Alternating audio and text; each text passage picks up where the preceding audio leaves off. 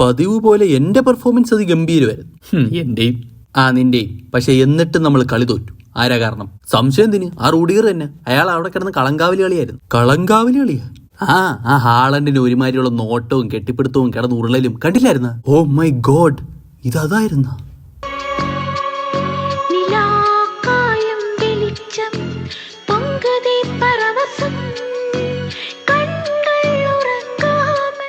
എന്തോ പന്തികേടുണ്ടല്ലോ.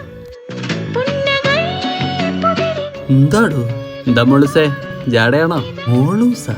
അയ്യേ പോടാ, ഞാനൊരു വികാര ജീവിയാ. അതെനിക്ക് മനസ്സിലായി. കാമപ്രാന്ത, കാമപിശാച്, കാമരാജ് യൂണിവേഴ്സിറ്റി.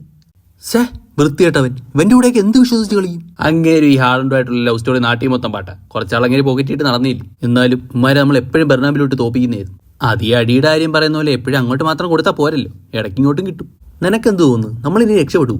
ഈ വർഷം ഇനി സമയമില്ല, അടുത്ത വർഷം നോക്കാം. രക്ഷപ്പെടും, അല്ലാതെ എവിടെ പോവാൻ?